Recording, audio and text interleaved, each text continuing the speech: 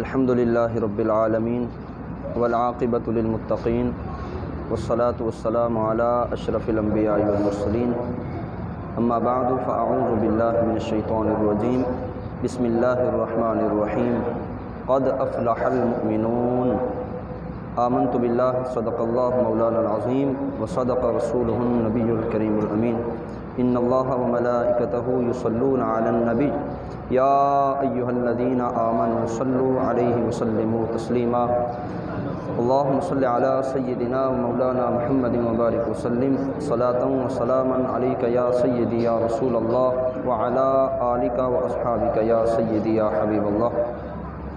حمد و صلاۃ کے بعد جامع مسجد رحمانیہ مینس کالونی میں درس قرآن کی اس پروقار تقریب میں میں اور آپ ہم سب حاضر ہیں، مبارکباد کے مستحق ہیں آپ احباب کہ قرآن مجید فرقان حمید کی تعلیم سننے اور حاصل کرنے کے لیے آپ احباب جمع ہوئے، یہ بہت بڑی سعادت کی بات ہے۔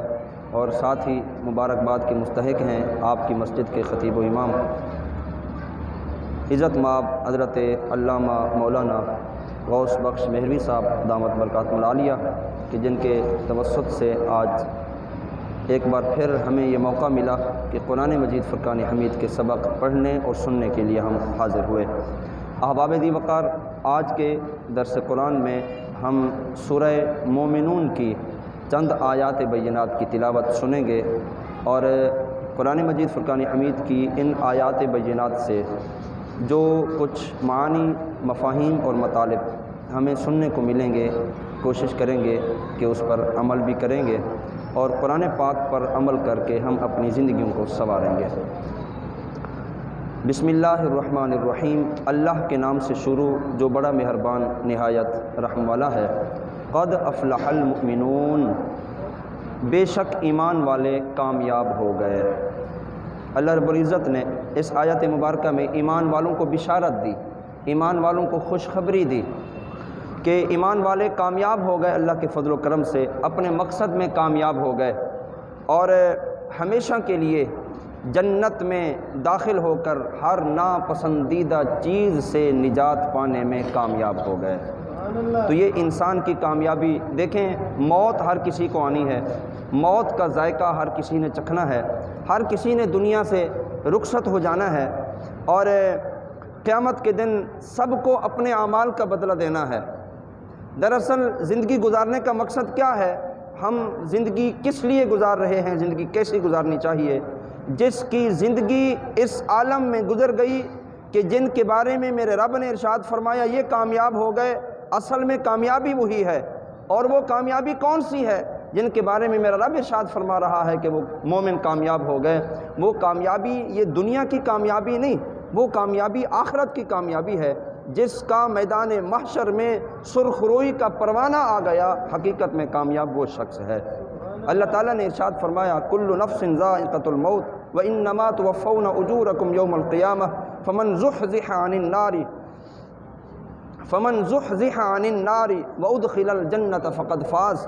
فرمایا ہر جان کو موت کا مزہ چکھنا ہے، ہر جان کو موت کا ذائقہ چکھنا ہے، اور قیامت کے دن تمہیں تمہارے اجر پورے دیے جائیں گے۔ تو جسے آگ سے بچا لیا گیا اور جنت میں داخل کر دیا گیا، وہی شخص کامیاب ہو گیا۔ جس کو میدان محشر کی رسوائی سے نجات مل گئی وہ شخص کامیاب ہو گیا، جسے جنت کا داخلہ مل گیا، حقیقت میں وہ شخص کامیاب ہو گیا ہے۔ تو کامیابی آخرت کی کامیابی ہے، کامیابی میدان محشر کی کامیابی ہے، کامیابی قبر کی کامیابی ہے۔ اس کامیابی کو حاصل کرنے کے لیے تیاری کرنے کا یہ وقت ہے جو میرے اور آپ کی سانسیں چل رہی ہیں، یہ جو زندگی گزر رہی ہے، یہ ہماری اس کامیابی کی تیاری کرنے کے یہ لمحات ہیں۔ احباب دی وقار، سورہ مومنون کی یہ پہلی آیت مبارکہ میں نے آپ احباب کے سامنے تلاوت کی۔ حضرت عمر بن خطاب رضی اللہ تعالیٰ عنہ آپ فرماتے ہیں سرکار دو عالم نور مجسم صلی اللہ علیہ وسلم آپ کی ذات اقدس پر جب وحی نازل ہوتی تو مکھیوں کی بھن بھناہٹ جیسی آواز آتی تھی، مکھیوں کی بھن بھناہٹ جیسی آواز آتی تھی۔ تو حضرت عمر رضی اللہ تعالیٰ عنہ ارشاد فرماتے ہیں کہ ایک دن وحی نازل ہو رہی تھی تو میں کچھ دیر ٹھہر گیا، اور جب وحی کا سلسلہ منقطع ہوا تو آپ صلی اللہ علیہ وسلم نے قبلہ رو ہو کر ہاتھ اٹھا کر دعا مانگی، سرکار دو عالم صلی اللہ علیہ وسلم نے ہاتھ اٹھا کر دعا مانگی، فرمایا اے اللہ ہمیں زیادہ عطا کرنا اور کمی نہ کرنا، ہمیں عزت دینا، ذلیل نہ کرنا، اور ہمیں عطا فرمانا، محروم نہ رکھنا۔ اے اللہ ہمیں چن لینا اور ہم پر کسی دوسرے کو نہ چننا۔ اور ارشاد فرمایا اے اللہ ہمیں راضی فرما اور ہم سے راضی ہو جا۔ سرکار دو عالم صلی اللہ علیہ وسلم خود یہ دعا آپ ارشاد فرما رہے تھے۔ تو اس کے بعد ارشاد فرمایا مجھ پر 10 آیات نازل ہوئیں، مجھ پر سورہ مومنون کی 10 آیات نازل ہوئیں، جس نے ان میں مذکور باتوں کو اپنا لیا وہ جنت میں داخل ہوگا۔ مجھ پر سورہ مومنون کی 10 آیات نازل ہوئیں، اس میں جو باتیں مذکور ہیں جس نے ان پر عمل کر لیا وہ شخص جنت میں داخل ہوگا۔ پھر نبی کریم صلی اللہ علیہ وسلم نے سورہ مومنون قد افلح المومنون سے لے کر اولئک هم الوارثون تک نبی رحمت صلی اللہ علیہ وسلم نے خود تلاوت فرمایا۔ تو قد افلح المؤمنون تحقیق مومن کامیاب ہو گئے۔ ان کی کامیابی کا راز کیا ہے وہ اگلی آیت مبارکہ میں بات ارشاد فرمائی جا رہی ہے۔ اللہ رب العزت نے ارشاد فرمایا الذین هم فی صلاتهم خاشعون، ارشاد فرمایا جو اپنی نماز میں خشوع و خضوع کرنے والے ہیں، جو اپنی نماز میں خشوع و خضوع کرنے والے ہیں۔ یہ اہل ایمان کی چند اوصاف میں سے یہ پہلا وصف ہے کہ جو بندہ نماز میں خشوع و خضوع کرنے والا ہے، فرمایا قد افلح المؤمنون، وہی مومن کامیاب ہو گئے، جن کی نماز اس حال میں گزرتی ہے کہ نماز میں توجہ اپنے رب کی طرف رہتی ہے، نماز انہماک کے ساتھ ادا کرتے ہیں، انتہائی توجہ کے ساتھ نماز ادا کرتے ہیں، دل جوئی اور دل جمی کے ساتھ نماز ادا کرتے ہیں۔ فرمایا یہ اس مومن کی پہلی نشانی ہے جن کے لیے رب تعالیٰ نے خوشخبری کا، کامیابی کا اعلان فرمایا ہے اور بشارت سنائی۔ آبابی وقار، نماز میں خشوع اور خضوع، ایک تو نماز کا ظاہری خشوع ہے اور ایک باطنی خشوع ہے۔ ظاہری خشوع کیا ہے وہ آپ کے سامنے رکھتا ہوں، اور باطنی خشوع کیا ہے وہ بھی آپ کے سامنے عرض کرتا ہوں۔ ظاہری خشوع تو یہ ہے کہ نماز کے آداب کی مکمل رعایت کی جائے، صحیح طریقے سے قیام کیا جائے، صحیح طریقے سے رکوع کیا جائے، صحیح طریقے سے سجدہ کیا جائے، صحیح طریقے سے اتحیات میں بیٹھا جائے۔ یہ ان آداب میں سے ایک ہے کہ آداب کی مکمل رعایت کی جائے۔ اور دوسرا ظاہری خشوع یہ ہے کہ نمازی جب حالت نماز میں ہوتا ہے اس کی نظر اپنی نماز کی طرف ہونی چاہیے۔ حالت قیام میں کھڑا ہے تو نمازی کی نظر سجدے والی جگہ پر ہونی چاہیے، رکوع میں چلا گیا تو نمازی کی نظر اپنے قدموں پر ہونی چاہیے، سجدے میں چلا گیا تو نمازی کی نظر اپنی ناک کی نوک پر ہونی چاہیے، اور جب اتحیات میں بیٹھا تو نمازی کی نظر اپنی گود میں ہونی چاہیے۔ اس طریقے سے جو شخص نماز پڑھتا ہے گویا اس نے خشوع اور خضوع سے نماز ادا کی۔ ایسے مومن کے لیے میرے اللہ نے ارشاد فرمایا کہ تحقیق مومن کامیاب ہو گئے۔ اسی طرح اور وصف، آنکھ کے کنارے سے ادھر ادھر نہ دیکھنا، یہ بھی نماز کا خشوع ہے۔ بعض لوگوں کی عادت ہوتی ہے حالت قیام میں کھڑے ہوتے ہیں، آنے جانے والے بندے کو دیکھ رہے ہوتے ہیں، سجدے سے اٹھتے ہیں تو ادھر ادھر نظر گھما لیتے ہیں۔ یہ نماز کے خشوع کے خلاف ہے، یہ نماز کے ان آداب، ان رعایات کے خلاف ہے جن کے متعلق رب تعالیٰ نے کامیابی کا اعلان فرمایا ہے۔ اور آسمان کی طرف حالت نماز میں آسمان کی طرف نظر نہ اٹھائے، نمازی حالت نماز میں آسمان کی طرف نظر نہ اٹھائے، یہ نماز کا خشوع ہے۔ اور اسی طرح فرمایا کہ بیکار کام اور لغو کام میں بھی مبتلا نہ ہو۔ اس کے علاوہ اور بھی بہت سارے ایسے اوصاف ہیں کہ جو نمازی کے خشوع اور خضوع کے متعلق ہیں۔ میرے اللہ نے جو بات ارشاد فرمائی، پہلا وصف مومن کا جن کے لیے اللہ نے کامیابی کا اعلان فرمایا وہ یہ ہے کہ جو اپنی نماز میں خشوع اور خضوع کرنے والے ہیں وہی لوگ کامیاب ہو گئے۔ یہاں پر ایک بات ہے، سفید لباس پہنا ہوا ہو، سر پہ ٹوپی ہو یا عمامہ ہو، داڑھی مبارک بھی رکھی ہوئی ہو، جب وہ بندہ بھلے وہ نماز پڑھ رہا ہو، بھلے وہ تسبیح پڑھ رہا ہو، وہ کوئی بھی کام کر رہا ہو، دیکھنے والا بندہ اس سے اثر لیتا ہے، اور وہ اس طرز عمل کا شخص کوئی بھی حرکات و سکنات کر رہا ہوتا ہے تو دیکھنے والا بندہ سمجھتا ہے کہ شاید یہ ٹھیک کر رہا ہے۔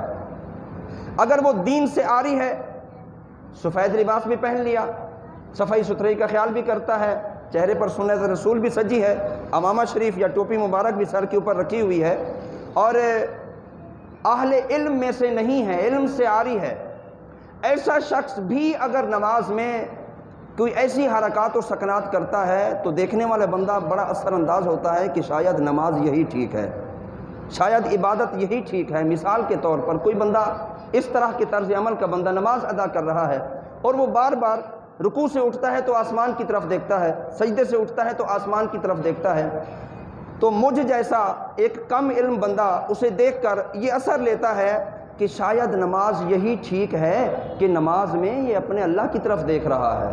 قابل توجہ بات ہے، شاید نماز اسی کی ٹھیک ہے کہ یہ نماز میں یہ تو اللہ کی طرف دیکھ رہا ہے، آسمان کی طرف دیکھ رہا ہے، اللہ کی طرف دیکھ رہا ہے، شاید نماز اسی کی ٹھیک ہے، لیکن چونکہ اسے علم نہیں تھا کہ نماز کے قواعد و ضوابط کیا ہیں، نماز کے آداب کیا ہیں، نماز کے کیا تقاضے ہیں کہ ان تقاضوں کے مطابق ہم نماز ادا کریں گے تو ٹھیک ہوگی ورنہ ٹھیک نہیں ہوگی، جب وہ اسے علم نہیں تھا تو جو طرز عمل اس نے اپنایا، اور ہم میں اکثریت ایسوں کی ہے کہ مسئلے کی تحقیق نہیں کرتے، دیکھا دیکھی میں ہم بھی اسی کے پیچھے چل پڑتے ہیں، پتہ نہیں وہ ٹھیک بھی کر رہا ہوتا ہے یا نہیں کر رہا ہوتا۔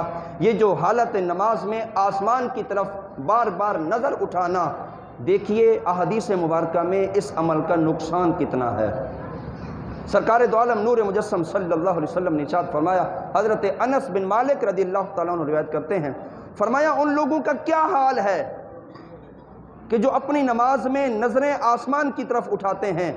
پھر آپ صلی اللہ علیہ وسلم نے اس میں بہت سختی کی اور ارشاد فرمایا یہ لوگ باز آ جائیں، حالت نماز میں آسمان کی طرف نظر اٹھانے سے لوگ باز آ جائیں، کہیں ایسا نہ ہو کہ ان کی نظریں چھین لی جائیں۔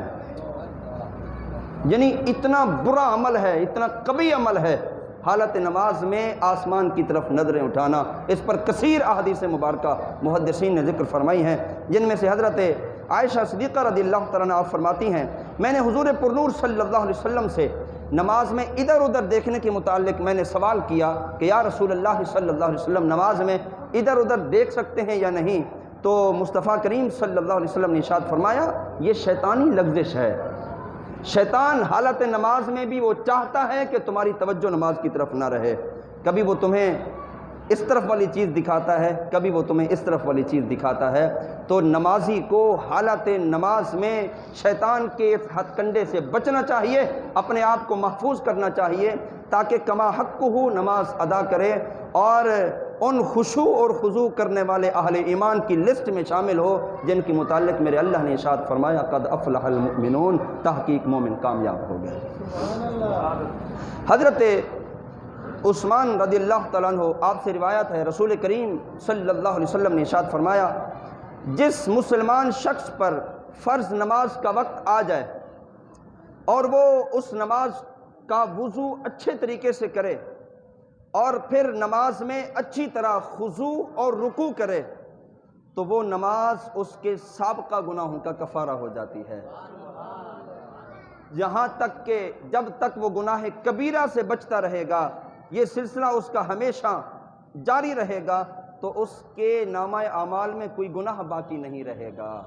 کون سا نمازی نماز کا وقت ہو فوراً اٹھ پڑے اور نماز کی تیاری کرے، اچھے طریقے سے وضو کرے اور خشوع اور خضوع کے ساتھ نماز ادا کرے، اپنے رکوع کا بھی خیال کرے، اپنے سجود کا بھی خیال کرے، اپنی قرات کا بھی خیال کرے، اہتمام کے ساتھ نماز ادا کرے تو وہ نماز پچھلے گناہوں کے لیے کفارہ بن جاتی ہے۔ صحابہ کرام رضوان اللہ تعالی علیہم اجمعین اور بزرگان دین کا طرز عمل کتنا خوبصورت تھا۔ یہ قرآن مجید فرقان حمید کے یہ سبق، یہ درس، یہ سلسلہ یہ ملا ہے تو بارگاہ مصطفیٰ سے ملا ہے اور سرکار دو عالم صلی اللہ علیہ وسلم کے توسط سے نبی رحمت صلی اللہ علیہ وسلم کے صحابہ کرام سے ہمیں یہ سبق ملا ہے۔ تو دیکھیے صحابہ کرام کا طرز عمل کیا تھا، کس طرح وہ اہتمام کے ساتھ نماز ادا کیا کرتے تھے۔ حضرت عبداللہ ابن عمر رضی اللہ تعالیٰ عنہما آپ فرماتے ہیں کہ جب صحابہ کرام نماز پڑھتے تو وہ اپنی نماز کی طرف ہی متوجہ رہتے تھے اور اپنی نظریں سجدے کی جگہ پر رکھتے تھے، اور انہیں یہ یقین ہوتا تھا کہ اللہ تعالیٰ انہیں دیکھ رہا ہے۔ یعنی اس طرح اہتمام سے نماز ادا کرتے کہ اللہ دیکھ رہا ہے۔ یہ تو حدیث مبارکہ میں بھی آیا، مشکات شریف کی کے اندر بھی یہ حدیث مبارکہ موجود ہے کہ نماز کے تقاضے، ایمان کے تقاضوں میں سے ایک یہ ہے مومن اس طرح نماز پڑھے گویا کہ وہ رب کو دیکھ رہا ہے۔ اگر یہ بھی نہیں ہو سکتا، کم از کم یہ تو خیال کرے کہ اس کا رب اس کو دیکھ رہا ہے۔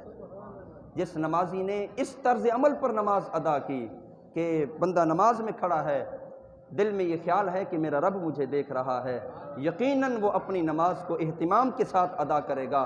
جس کی نماز اہتمام کے ساتھ ادا ہو گئی، میرے رب تعالیٰ نے کامیابی کا اعلان فرمایا قد افلح المؤمنون، تحقیق مومن کامیاب ہو گئے۔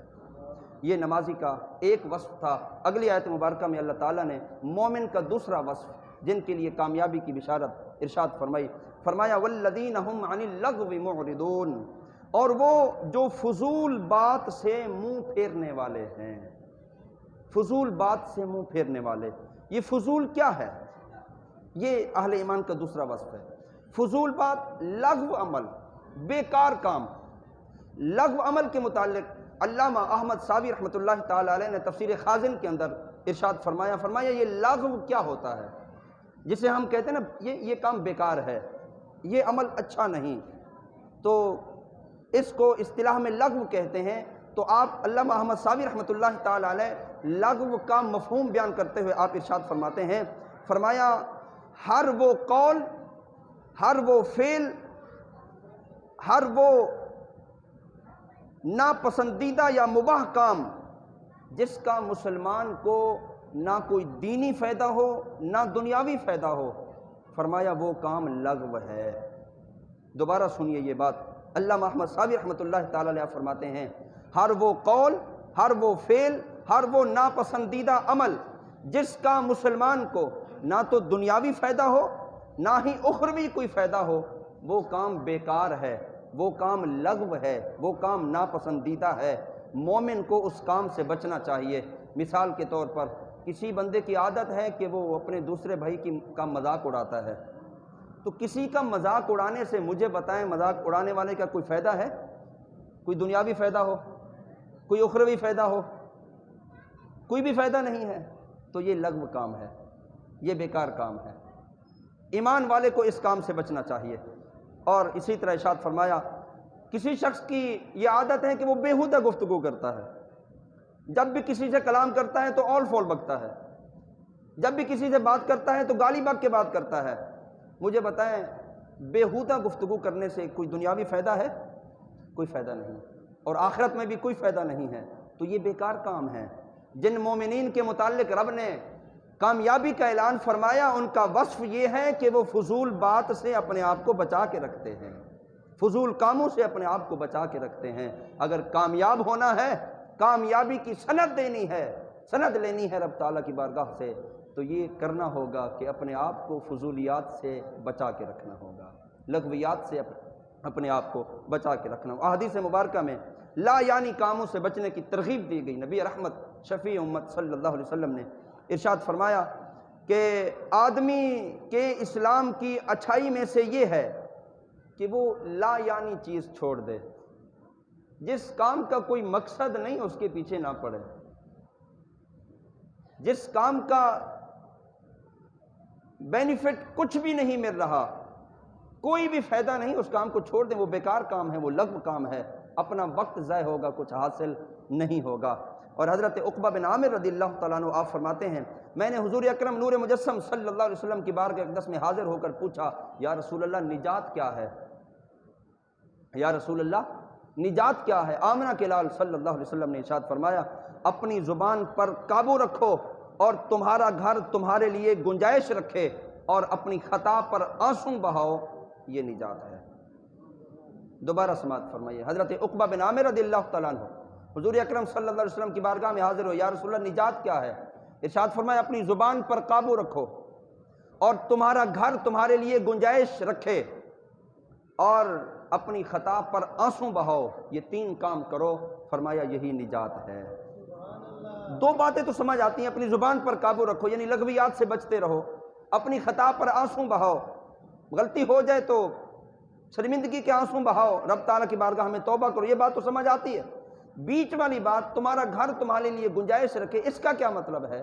محدثین نے اس بات کو واضح کرتے ہوئے ارشاد فرمایا بلا وجہ گھر سے باہر نہیں رہا کرو، بلا وجہ گھر سے باہر نہیں رہا کرو، تمہارا گھر تمہارے لیے گنجائش رکھے، یہ تمہارے لیے نجات ہے۔ ضرورت کے وقت گھر سے نکلا کرو، ضرورت ہو تو گھر سے نکلا کرو، بلا وجہ گھر سے نہیں نکلا کرو، یہ تمہارے لیے نجات ہے۔ تو نجات کی 3 علامات اس حدیث مبارکہ میں سرکار دو عالم نور مجسم صلی اللہ علیہ وسلم نے بیان فرمائی ہیں۔ اور دیکھیے حضور اکرم نور مجسم صلی اللہ علیہ وسلم کے غلاموں کا کیا طرز عمل ہوا کرتا تھا کہ وہ اپنی زبانوں کی کس طرح حفاظت فرماتے اور کس طرح وہ لغویات سے اپنے آپ کو بچا کر رکھتے تھے۔ حضرت حسن بصری رحمۃ اللہ تعالی علیہ، آپ سے کسی شخص نے کہا فلاں شخص نے آپ کی غیبت کی ہے، آپ نے جب یہ بات سنی تو آپ نے غیبت کرنے والے آدمی کی طرف کھجور کا ایک تھال بھر کے بھیج دیا اور پیغام بھیجا کہ سنا ہے تم نے اپنی نیکیاں مجھے ہدیہ کی ہیں، سنا ہے تم نے اپنی نیکیاں مجھے ہدیہ کی ہیں، بطور تحفہ میں آپ کی طرف یہ کھجور کا تھال بھیج رہا ہوں۔ کسی کی غیبت کرنا، کسی کے بارے میں برائی کا سوچنا، کسی کے بارے میں بد زبانی کرنا، بدگمانی کرنا، اس کا تو کوئی نقصان نہیں ہوگا، یہ میرا اور آپ کا نقصان ہوگا کہ ہم اپنے نیکیاں ان کے نامہ اعمال میں ڈال رہے ہیں۔ پہلے تو ہمیں یہ غور کرنا ہوگا کہ ہماری نیکیاں ہیں کتنی، ہم عبادات کتنی کرتے ہیں۔ نیکی کرتے ہیں تو گن گن کے، گناہ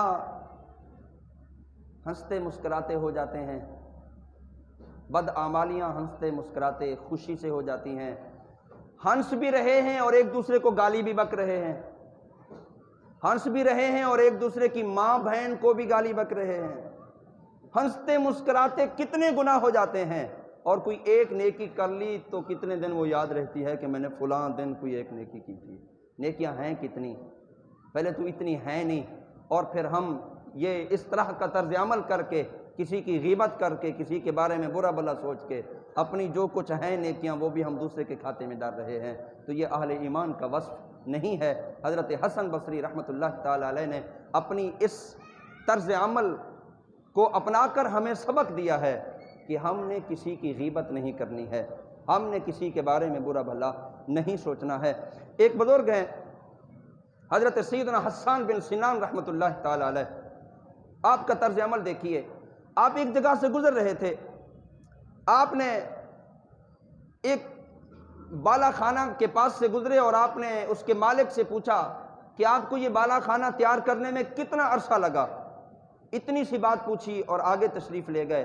آگے گئے تو آپ کو شرمندگی ہوئی، ندامت ہوئی، افسوس کرنے لگے کہ ہے نفس تو نے مجھے اس بیکار لفظ میں مبتلا کیا۔ کسی نے عمارت تیار کی ہے، اس نے تیار کی ہے، اس کا پیسہ لگا، اس کا وقت لگا، میرے اور آپ کے پوچھنے سے کیا فائدہ ملا؟ پوچھ کر کیا فائدہ ملا؟ جس طرح عادت ہوتی ہے، قربانی کا موقع آتا ہے، جانور کتنے کا لیا، کیسے لیا، کہاں سے لیا، کتنے کا لیا، ہر شخص کی زبان پر یہ الفاظ ہوتے ہیں، یہ لاجانی الفاظ ہیں، یہ بیکار الفاظ ہیں، ان کا کوئی فائدہ نہیں ہے، کوئی مقصد نہیں۔ حضرت حسان بن سنان رحمۃ اللہ تعالی علیہ نے مجھے اور آپ کو ایک سبق دیا ہے، یہ بات ارشاد فرما کر اپنے نفس سے مخاطب ہوئے اور ارشاد فرمایا، ہے نفس کتنا افسوس ہے تجھ پر کہ مجھے تو نے اس مہلک لفظ کی طرف مبتلا کیا۔ تو آپ نے اس کے کفارے میں 1 سال پورا روزے رکھے، 1 پورا سال روزے رکھے کہ نفس نے اس لا یعنی بات کی طرف متوجہ کرایا تھا۔ وہ پاک باز لوگ تھے جن کی زندگیاں اتنی ستھری گزری ہیں، میرے رب نے ارشاد فرمایا قد افلح المؤمنون، تحقیق مومن کامیاب ہو گئے۔ جن کا طرز عمل اس طرح گزرتا ہے کہ وہ لغویات سے بچتے ہیں، وہ فضولیات سے بچتے ہیں، اللہ تعالیٰ نے انہی مومنین کے لیے کامیابی کی بشارت ارشاد فرمائی ہے۔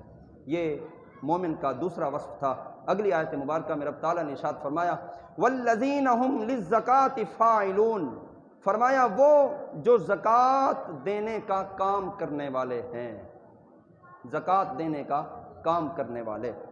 اس آیت مبارکہ میں اہل ایمان کا تیسرا وصف ہے کہ وہ پابندی کے ساتھ اور ہمیشہ اپنے مالوں پر فرض ہونے والی زکوٰۃ کو کما حقہ ادا کرتے ہیں۔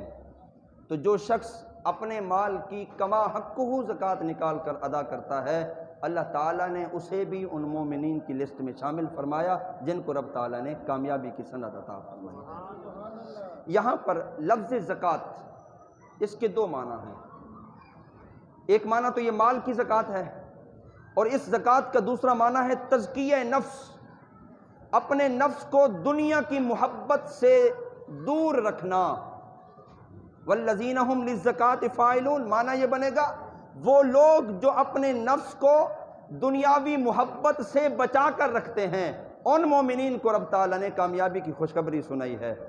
تو یہ نفس کی حفاظت کرنا، زکوٰۃ ادا کرنا، یہ بھی مفہوم درست ہے، اور اپنے نفس کی حفاظت کرنا، اپنے نفس پر کنٹرول کرنا، اپنے نفس کو شریعت کے مطابق چلانا، یہ بھی اہل ایمان کا وصف ہے۔ حضرت جابر رضی اللہ تعالیٰ عنہ سے روایت ہے، حضور اقدس صلی اللہ علیہ وسلم نے ارشاد فرمایا جس نے اپنے مال کی زکوٰۃ ادا کی تو بے شک اس کے مال کا شر اس سے چلا گیا۔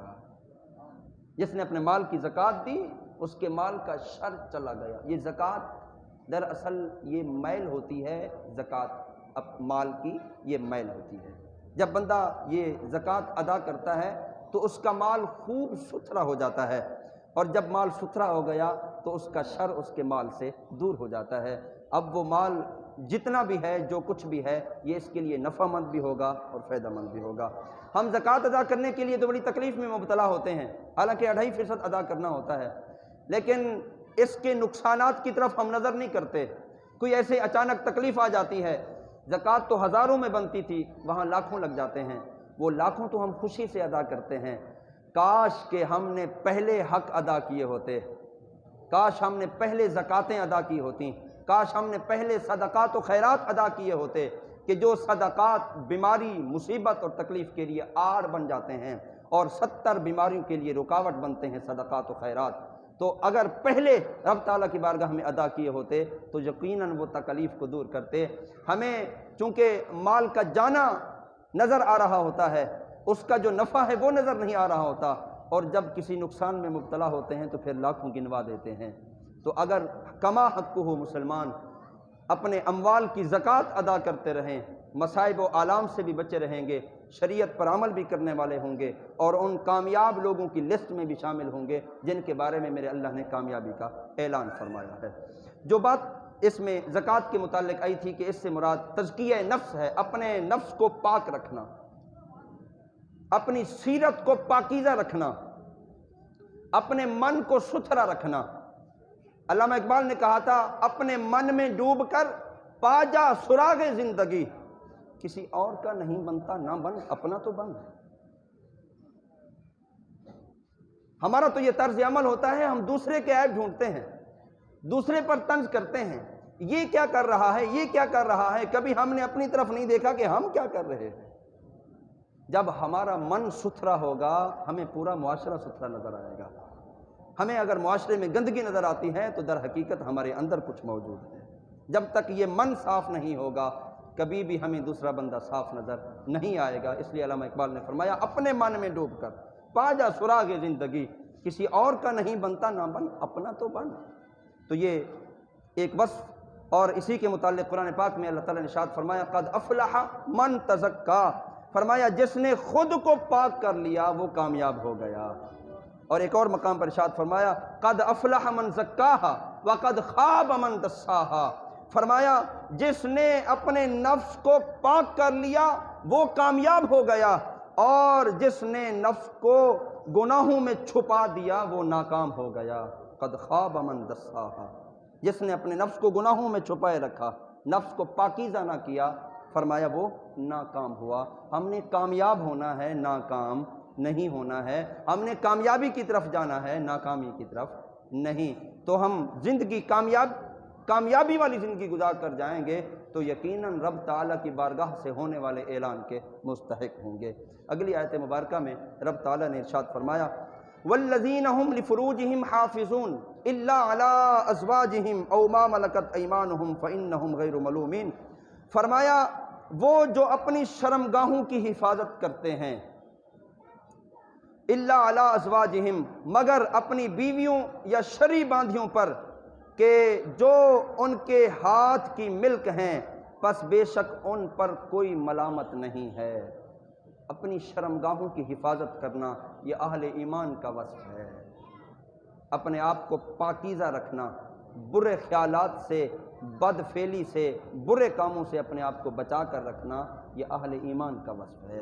ہو مومن زنا کا عادی ہو مومن اغلام بازی کا عادی ہو مومن اس کی نظر خراب ہو، تو محمد عربی کا کلمہ پڑھنے کا اس نے حق ادا نہیں کیا۔ مومن ہے تو پکا مومن بن، مومن ہے تو اپنے ایمان کی حفاظت بھی کر۔ جس رسول کریم صلی اللہ علیہ وسلم کا کلمہ پڑھ کے تیرے باطن کو تطہیر ملی ہے، اپنے اس باطن کو برے کاموں میں لگا کر ناپاک نہ کر۔ تو بڑا پاک باز ہے، تو بڑا پاکیزہ ہے، تیرے من کو نبی رحمت صلی اللہ علیہ وسلم کے کلمے نے ستھرا کر دیا ہے، پاکیزہ کر دیا ہے۔ اس پاکیزگی کی حفاظت آپ نے کرنی ہے۔ اگر زندگی گناہوں سے بچا کر گزار گئے اور برائیوں سے محفوظ ہو کر زندگی گزار گئے تو اس من نے بڑے کام آنا ہے، اس پاکیزگی نے بڑے کام آنا ہے۔ حدیث پاک میں سرکار دو عالم نور مجسم صلی اللہ علیہ وسلم نے ارشاد فرمایا، بخاری شریف کی حدیث مبارکہ ہے، حضرت سہل بن سعد رضی اللہ تعالیٰ عنہ روایت کرتے ہیں، نبی رحمت شفیع امت صلی اللہ علیہ وسلم نے ارشاد فرمایا کہ جو شخص میرے لیے اس چیز کی ضمانت دے دے جو اس کے دو جبڑوں کے درمیان ہے، یعنی زبان، اور جو شخص مجھے اس چیز کی ضمانت دے دے کہ جو اس کے دو قدموں کے درمیان ہے، یعنی شرمگاہ، جو شخص ان دو چیزوں کی مجھے ضمانت دے دے، حضور اکرم صلی اللہ علیہ وسلم نے ارشاد فرمایا میں اس کو جنت کی ضمانت دیتا ہوں۔ زبان کی حفاظت کی ضمانت تم دے دو، شرمگاہ کی حفاظت کی ضمانت تم دے دو، جنت کی ضمانت نبی رحمت صلی اللہ علیہ وسلم دینے کے لیے تیار ہیں۔ اپنے آپ کو تو پاک رکھو، اپنے آپ کو تو ستھرا رکھو، وہ کردار تو ادا کرو جو کردار محمد مصطفیٰ صلی اللہ علیہ وسلم چاہ رہے ہیں، جو تقاضے نبی رحمت صلی اللہ علیہ وسلم کے ہیں، ان تقاضوں پر زندگی گزار کے تو دیکھو، پھر دیکھو نبی رحمت صلی اللہ علیہ وسلم کتنا کرم فرماتے ہیں۔ سبحان اللہ۔ اور آگے ارشاد فرمایا فَمَنِ ابْتَغَىٰ وَرَاءَ ذَلِكَ فَأُولَٰئِكَ هُمُ الْعَادُونَ۔ فرمایا تو جو ان کے سوا کچھ اور چاہے تو وہی حد سے بڑھنے والے ہیں۔ کن کے سوا؟ کہ صرف اپنی بیویوں سے تعلق اور یا پھر شرعی باندھیاں جو ابتدائی اسلام کے زمانے میں ہوا کرتی تھیں، صرف ان کے ساتھ تعلقات قائم رکھنے کی اجازت ہے۔ ان کے علاوہ جو کسی اور سے تعلق قائم رکھنے کا ارادہ رکھتا ہو، میرے اللہ نے ارشاد فرمایا یہی لوگ حد سے بڑھنے والے ہیں، یہی لوگ حد سے بڑھنے والے ہیں، غلط راستوں پر چلنے والے، غلط طریقوں پر اپنی زندگی کو گزارنے والے۔ یعنی شریعت میں صرف بیویوں کے ساتھ جائز طریقے کے مطابق تعلق قائم رکھنے کی اجازت ہے، اس کے علاوہ اگر کوئی مرد کسی مرد سے اپنی شہوت پوری کرتا ہے تو یہ بھی حرام ہے، کوئی عورت کسی عورت سے شہوت پوری کرتی ہے تو یہ بھی حرام ہے، اور کوئی شوہر اپنی بیوی کے پچھلے مقام سے اپنی شہوت کو پورا کرتا ہے تو یہ بھی حرام ہے، حرام ہے، حرام ہے۔ انہی کے متعلق میرے رب نے ارشاد فرمایا فَأُولَٰئِكَ هُمُ الْعَادُونَ، یہی لوگ حد سے بڑھنے والے ہیں۔ جو راستہ میرے رب نے پاکیزگی کا بیان فرمایا ہے اور جو بنایا ہے رب تعالیٰ نے، وہی راستہ ہم اختیار کریں گے تو پاک باز رہیں گے، اگر غلط راستوں کو اختیار کریں گے تو ہم حد سے بڑھنے والے ہوئے، اور حد سے بڑھنے والوں کے لیے رب تعالیٰ نے عذاب جہنم تیار کر رکھا ہے۔ امام فخر الدین رازی رحمۃ اللہ تعالیٰ علیہ، اور یہاں پر حضرت سعید بن جبیر رضی اللہ تعالیٰ عنہ آپ فرماتے ہیں کہ اللہ تعالیٰ نے ایک امت کو عذاب کیا، کس سبب سے؟ اس سبب سے کہ وہ اپنی شرم گاہوں سے کھیلتے تھے۔ اللہ تعالیٰ نے ایک امت کو عذاب دیا اس سبب سے کہ وہ اپنی شرم گاہوں سے کھیلتے تھے۔ اپنی شرم گاہوں سے کھیلنا یہ بھی گناہ ہے، جو اس قبیح فعل میں مبتلا ہے وہ بھی حد سے بڑھنے والا ہے، جو اللہ کا نافرمان ہے، اور ناکام ہوگا، کامیابی اس شخص کے لیے نہیں ہے۔ آگے رب تعالیٰ نے ارشاد فرمایا والذین هم لاماناتهم وعہدهم راعون، فرمایا وہ جو اپنی امانتوں اور اپنے وعدوں کی رعایت کرنے والے ہیں۔ یہ اللہ رب العزت نے فلاح پانے والے اہل ایمان کے مزید دو وصف بیان فرمائے، امانت کی حفاظت کرنے والے اور اپنے وعدوں کو پورا کرنے والے۔ کوئی امانت رکھوائے تو ہو بہو اسی طرح لوٹایا کرو، کوئی امانت دے جائے تو امانت کو ہو بہو اسی طرح سپرد کیا کرو اس کی طرف۔ امانت میں خیانت کرنا یہ اہل ایمان کا وصف نہیں ہے، اور اپنے عہد کو پورا کرو۔ وہ امانت، اس امانت کا تعلق چاہے رب تعالیٰ کی ذات سے ہے، اس امانت کا تعلق چاہے رب تعالیٰ کے بندوں کے ساتھ ہے، اللہ کے ساتھ امانت کا تعلق ہے تو وہ بھی ہو بہو ادا کرو کہ شرعی تقاضوں کے مطابق اپنی زندگیاں گزار جاؤ، اور بندوں کی امانتیں ہیں تو ان کو بھی ہو بہو ادا کرو، اور عہد وعدہ تمہارے رب کے ساتھ ہے تو وہ بھی وفا کر کے دکھاؤ۔ اگر وعدہ تم نے کسی اللہ کے بندے کے ساتھ کیا ہے تو اس کو بھی وفا کر کے دکھاؤ۔ یہ اہل ایمان کا وصف ہے جو اپنے وعدوں کو پورا کرتے ہیں اور امانتوں کی حفاظت کرنے والے ہیں۔ یہ وہ خوش بخت لوگ ہیں جن کے متعلق میرے اللہ نے ارشاد فرمایا قد افلح المؤمنون، تحقیق مومن کامیاب ہو گئے۔ حضرت عبادہ بن صامت رضی اللہ تعالیٰ عنہ آپ فرماتے ہیں نبی کریم رؤوف الرحیم صلی اللہ علیہ وسلم نے ارشاد فرمایا، وہاں تو دو چیزوں کی ضمانت کی بات تھی، اس حدیث مبارکہ میں 6 چیزوں کی ضمانت کی بات ہے۔ فرمایا جو بندہ 6 چیزوں کی ضمانت دے دے میں اس کے لیے جنت کا ضامن ہوں گا۔ 6 چیزوں کی ضمانت، وہ کون سی 6 چیزیں ہیں؟ فرمایا بات کرو تو سچ بولو، ضمانت دو نبی کریم صلی اللہ علیہ وسلم کو، یا رسول اللہ آپ کے صدقے سے جو بھی بات کریں گے سچ بولیں گے، جھوٹ نہیں بولیں گے، یہ ضمانت تم دے دو، نبی کریم صلی اللہ علیہ وسلم تمہیں جنت کی ضمانت دیں گے۔ اور دوسری بات ارشاد فرمایا وعدہ کرو تو پورا کرو، اس چیز کی ضمانت دو۔ تیسری بات ارشاد فرمائی تمہارے پاس کوئی امانت رکھا ہے تو امانت کو ہو بہو اسی طرح ادا کیا کرو۔ اور چوتھی بات ارشاد فرمائی اپنی شرمگاہوں کی حفاظت کرو۔ اور پانچویں بات ارشاد فرمائی اپنی نگاہوں کو جھکا کے رکھا کرو، اپنی نگاہوں کو پست رکھا کرو، اپنی نگاہوں کو جھکا کے رکھا کرو، اس چیز کی ضمانت دو۔ اور چھٹی بات ارشاد فرمایا اپنے ہاتھوں کو روکے رکھو، نہ تمہارے ہاتھ سے کسی کو تکلیف ہو، نہ تمہارے ہاتھ سے کسی کو اذیت ہو، نہ تمہارا ہاتھ کسی غلط کام کی طرف بڑھے، اپنے ہاتھوں کو روکے رکھو۔ 6 چیزوں کی ضمانت نبی کریم صلی اللہ علیہ وسلم نے تم سے لی ہے، تم یہ ضمانت ادا کرو، اللہ کے نبی جنت کے ضامن بنیں گے تمہارے لیے۔ اگلا وصف، چونکہ 10 آیات کی بات ہوئی تھی تو انہی 10 آیات میں جو 10 اوصاف اللہ تعالیٰ نے مومنین کے بیان فرمائے، انہی اوصاف میں سے ایک وصف اگلی آیت مبارکہ میں آ رہا ہے۔ رب تعالیٰ نے ارشاد فرمایا والذین هم علی صلواتہم یحافظون، اہل ایمان، کامیاب اہل ایمان کا ایک وصف یہ بھی ہے کہ وہ اپنی نمازوں کی حفاظت کرتے ہیں، اپنی نمازوں کی حفاظت کرتے ہیں۔ ایک ہے نماز ادا کرنا، ایک ہے نماز کی حفاظت کرنا۔ نماز ادا کرنے کا مقصد تو یہ ہے ٹائم ملا تو پڑھ لی، ٹائم نہیں ملا راستے میں ہیں، کام کاج میں مصروف ہیں، چلو چھوڑیں، رہنے دیں، نہیں پڑھ سکے، چلو تھوڑی دیر بعد پڑھ لیں گے، چلو تھوڑی دیر بعد پڑھ لیں گے، اتنے میں ٹائم ختم ہو گیا۔ اور آج کے دور میں ایک اور المیہ بھی ہے، سنو نوجوانوں، کم علمی کی وجہ سے، مسائل کی معلومات نہ ہونے کی وجہ سے ہم کتنی غلطیاں کر جاتے ہیں۔ بعض لوگوں کا یہ نظریہ ہے چونکہ معلومات نہ ہونے کی وجہ سے جماعت مل گئی تو نماز پڑھ لی، اگر جماعت ہو گئی ختم ہو گئی تو وہ سمجھتے ہیں نماز کا ٹائم ہی چلا گیا، حالانکہ ایسا نہیں ہے۔ قابل توجہ بات ہے،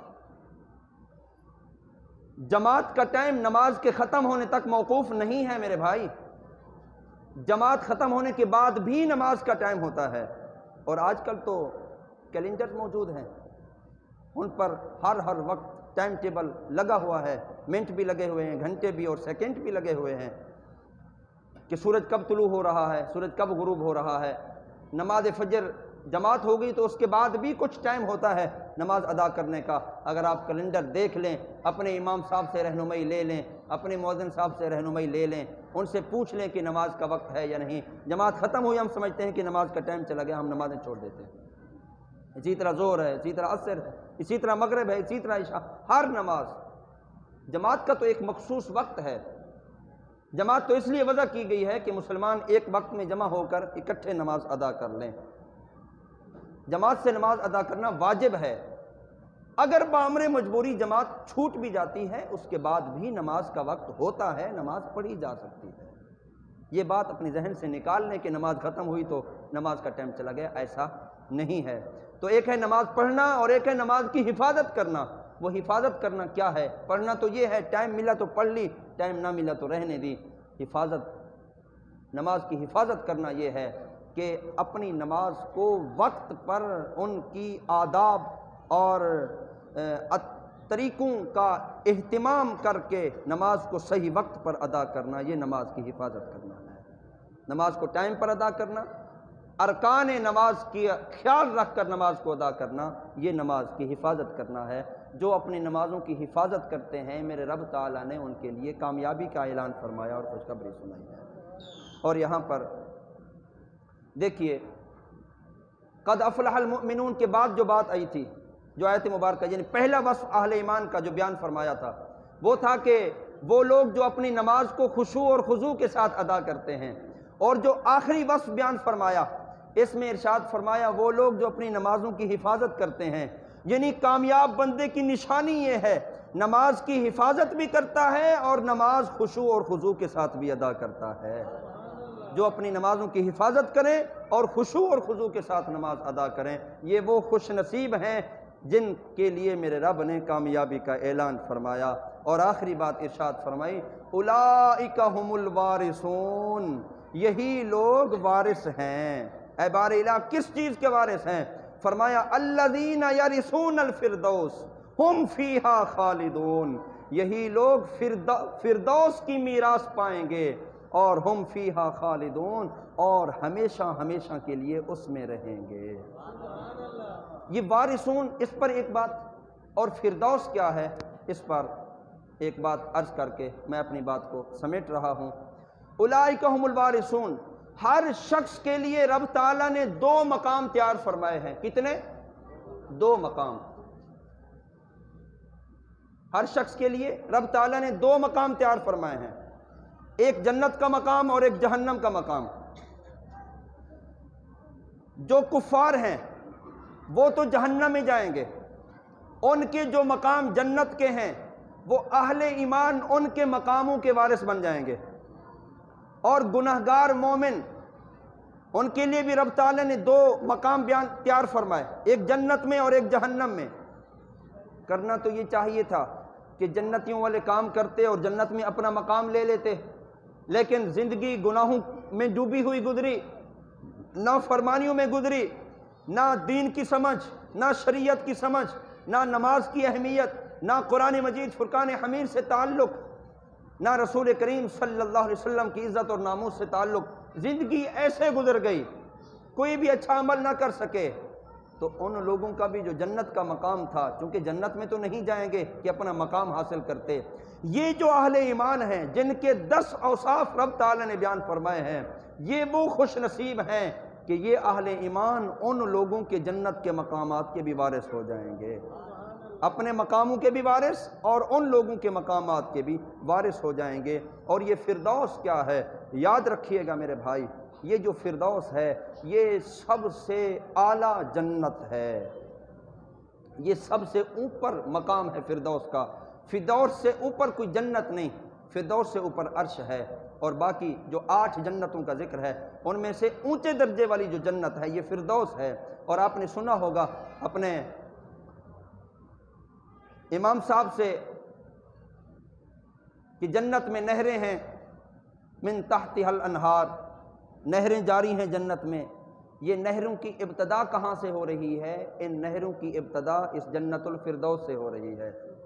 یہاں سے نہریں جاری ہو رہی ہیں اور باقی جنتوں کی طرف منتقل ہو رہی ہیں، وہاں سے ابتدا ہوتی ہے اور باقی جنتوں کی طرف وہ نہریں رواں دواں ہیں۔ تو یہ جو فردوس ہے یہ اعلیٰ درجہ کی جنت ہے۔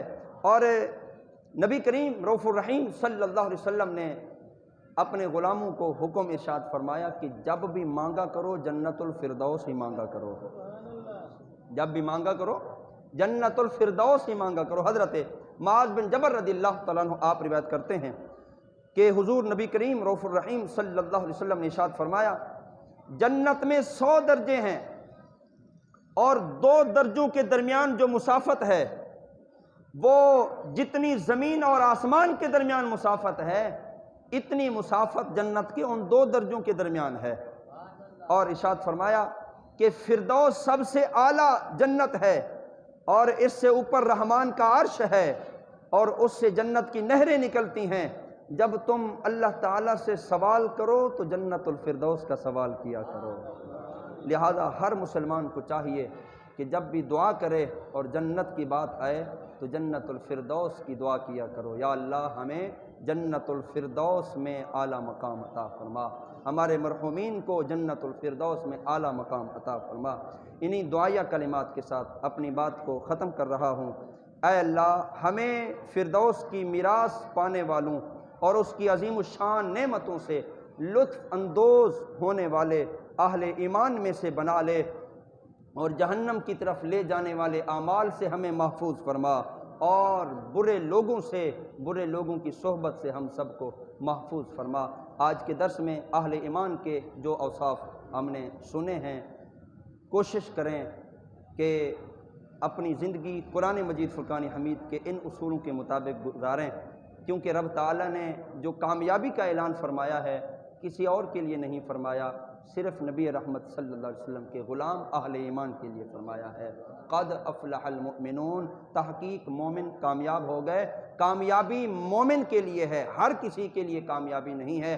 لوگ تو کامیابی ڈھونڈنے کے لیے امریکہ چلے جاتے ہیں، یورپ کا سفر کرتے ہیں، کامیابی تلاش کر رہے ہیں، دنیا کا چپا چپا چھان لیا کامیابی حاصل کرنے کے لیے، لیکن راتوں کو سوتے ہیں آرام نہیں آتا، راتوں کو سوتے ہیں آرام نہیں آتا، بے چین زندگی گزر رہی ہے۔ میرے بھائی کامیابی کس میں ہے؟